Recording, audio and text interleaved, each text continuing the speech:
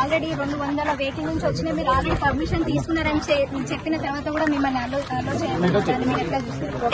రేవంత్ రెడ్డి గారికి చిత్తశుద్ధి ఉందా అని మేము క్వశ్చన్ చేస్తున్నాం. బీఆర్ఎస్ నుంచి రాష్ట్రంలో ఇంత పెద్ద సంఘటన జరిగితే ఈ రోజు ఢిల్లీ తిరగడానికి, వేరే ఎలక్షన్స్ లో ప్రచారం చేయడానికి లేదు. మంత్రులు వచ్చి హెలికాప్టర్లో తిరిగి ఇక్కడ హెలికాప్టర్లో తిరిగి చూడడానికి ఏముందండి? తండెల్లోకి వెళ్లి అక్కడ పరిస్థితి ఏంటి, ఎట్లా జరుగుతుంది? ఇంకొకటి, ఈ ప్రాజెక్టును మీరు చాలా ప్రతిష్టాత్మకంగా తీసుకున్నాము అని చెప్పి ప్రకటన చేసినప్పుడు దానివల్ల జరిగే పరిణామాల గురించి మీరు ఆలోచించారా అని ఒక్కసారి క్వశ్చన్ చేస్తున్నాం. రెండవది, బీఆర్ఎస్ పార్టీ హయాంలో 3,900 కోట్లు ఖర్చు చేసింది.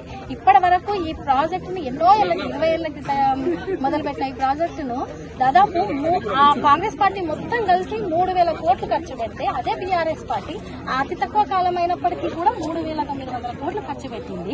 15 కిలోమీటర్ల టన్నెల్ తవ్వింది. అయినా ఏ ఒక్క ప్రమాదం లేకుండా, ఎవరికి ఇబ్బంది కలగకుండా కార్యక్రమం చేసింది. కరోనా కష్టకాలంలో కూడా, కరోనా టైంలో ఎటువంటి వర్కర్స్ లేకుండా ఆగిపోయినప్పటికీ కూడా అంతకు ముందు చాలా స్పీడ్ గా ఈ ప్రాజెక్టును ముందుకు తీసుకెళ్లిన పరిస్థితిని చూస్తున్నాం. ఈ రోజు ఇటువంటి సంఘటన జరిగినప్పటికీ కూడా ఇంత నిర్లక్ష్యంగా. అవును, హరీష్ రావు గారు వెళ్లారు, కనుక్కోవడానికి వెళ్లారు, మిగతా ప్రజాప్రతినిధులు వెళ్తున్నారు. చూస్తే నష్టం ఏంటంటే మనం ఎందుకు పంపిస్తారని అనుకోవచ్చు.